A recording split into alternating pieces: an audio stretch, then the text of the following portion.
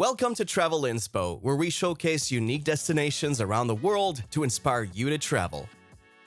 Escape the canals and discover the hidden gems surrounding Venice, from charming medieval towns to sun-kissed islands. These day trips will elevate your Italian adventure to unforgettable heights. Admire the romance of Verona. Romeo and Juliet are just one aspect of feisty Verona, yet it would be negligent not to acknowledge this city as the backdrop to Shakespeare's most well-known love story. Use the beautiful Romanesque Basilica di San Zeno Maggiore, where the city's patron saint, Saint Zeno, is buried. Even though many people go to Juliet's house, it's important to remember that she only existed in Shakespeare's vivid imagination. The playwright never even went to Verona. Instead, focus on the city's real treasure, its magnificent Roman arena.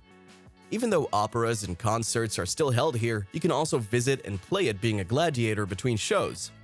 On the banks of the river Adige, close by, the impressive Museo del Castelvecchio, which dates back to the 14th century, has works by Renaissance masters and modern artists. The beautiful Giardino Giusti awaits you just across the Ponte Nuovo. Here, you can rest and unwind in lush vegetation before returning to Venice. Take the Regional Veloce train to Verona Portnova from Venice's Stazione Santa Lucia. The station is close to the city center. Embrace the arts in Padua. With a travel time of less than 30 minutes from Venice, Padua's historical significance as the oldest city in northern Italy is attested to by the presence of Roman ruins. However, today, the city's delight lies in its proximity to Galileo's University and its extensive collection of cultural and architectural treasures. The Cappella degli Scrovegni is Padua's most prized possession, or Scrovegni Chapel. Inside, Giotto's beautiful frescoes depict scenes from the life of Christ and a very vivid picture of hell, which belies the church's simple appearance. Booking in advance is essential. Nearby is the Palazzo del Bo, home to Padua University.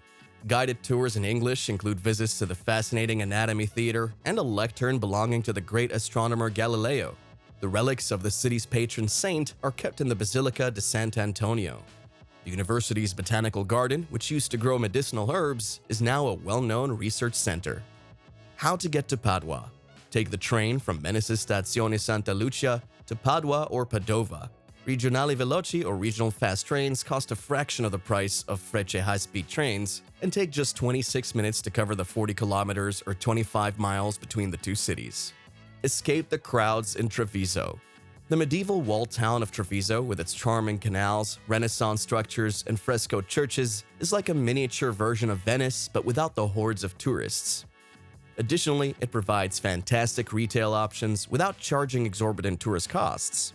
A Titian Annunciation can be seen in the town's Duomo, and churches all over the place are home to murals by the 14th century painter Tommaso de Modena. The Chiesa di San Nicolo's chapter house fresco depicts the first eyeglasses in art. Don't leave without sampling Trevisan specialties like magenta radicchio di Treviso or red lettuce.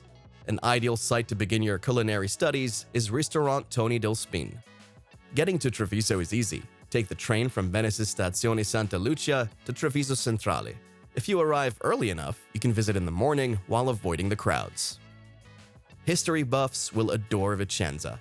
The Regional Express takes 45 minutes to get there, whereas regular local trains take 1 to 2 hours. Andrea Palladio, a Renaissance architect, lived in Vicenza.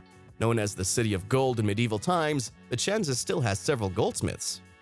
Palladio's Teatro Olimpico, Europe's oldest indoor theater, stands out in Vicenza. The building's framework is made of wood and plaster, but it has a marble-like appearance. Theater productions continue to employ the Renaissance stage set. The Loggia del Capitaniato in Piazza dei Signori and the Museo Civiccio in Montagna are other Palladian gems. But Vicenza has more than just Palladio. The Chiesa di San Lorenzo with its peaceful cloister and the Chiesa di Santa Corona with Giovanni Bellini's The Baptism of Christ are worth a visit. To get to Vicenza from Venice's Stazione Santa Lucia, take the Regionale Veloce or local train.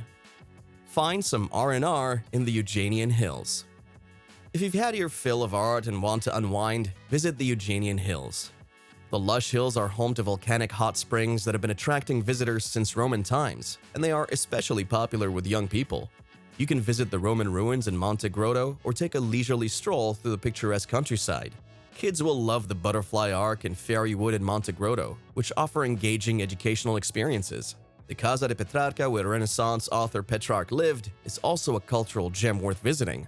Hotels and spas in Monte Grotto offer a variety of hot spring treatments, from luxurious massages to strictly therapeutic ones. Half-day packages start at €35 at the Hotel Mione Royal San, and there are a wide range of therapies available, including mud baths and aerosol treatments. The Eugenian Hills are just 35 minutes by train from Venice's Stazione Santa Lucia to Monte Grotto. At Terme Eugeni Abano Monte Grotto, there are a few buses that go to Arqua Petrarca. Renting a car makes exploring easier, and the trip from Venice takes about 45 minutes. Take a food tour of Ferrara. The Noble d'Este family made Ferrara their home and left an enduring legacy on the city. They were responsible for constructing the magnificent castle that overlooks the center, as well as other noteworthy structures. Ferrara is famous for its outstanding restaurants and shops that sell homemade tortellini, making it a must-visit for those who love authentic Italian cuisine. The magnificent Castello Estense, built in the 14th century and previously used as an execution chamber, dominates the town. For a less frightening experience, visit the Romanesque Gothic Duomo with its massive and intricate exterior. Across the street, a deconsecrated church with a brick facade houses the fascinating Museo della Cattedrale. The Palazzo dei Diamanti, located north through the back streets, features a blend of modern and Renaissance art. Ferrara makes it difficult to eat poorly, with numerous eateries and specialty shops in the city. Big Night, Restaurant de Giovanni offers excellent value, with outstanding regional cuisine and castle views. Regional express trains depart hourly from Venice's Stazione Santa Lucia for Ferrara. View Brenta Riviera's most striking architectural features. Palladio made Vicenza his home, but he also constructed some of his most incredible houses for other people in the nearby countryside, particularly on the Brenta Canal, which was built in the 16th century to connect Venice and Padua. Although it's possible to cruise along the Brenta Riviera from Venice to see these magnificent mansions, this is a highly crowded option. Traveling with a rental car is preferable so you can take your time and avoid the tour groups. The exquisite homes built along the canal banks, one of which was designed by Palladio himself, and others that were later copies of his design, are the highlights of a visit here. These extravagant mansions set the standard for European country estates after being observed by affluent heirs taking the grand tour. The Palladio-designed Villa Foscari, commonly known as La Malcontenta, formerly the residence of a grand dame who was banished here by her family after committing adultery, tops the list. But it's also worthwhile to explore the other palaces. Even though they were built centuries after Palladio's passing, Villa Barchessa Valmarana, Villa Foscarini Rossi, Villa Pisani Nazionale, and Villa Widman Rezonico Foscari all clearly show his influence. Getting to the Lagoon Islands. Public transportation makes it easy to reach the lovely islands spread throughout the lagoon. For instance, it only takes 30 minutes to travel to Murano using Vaporetto Line 3, which departs from the Venice Santa Lucia train station.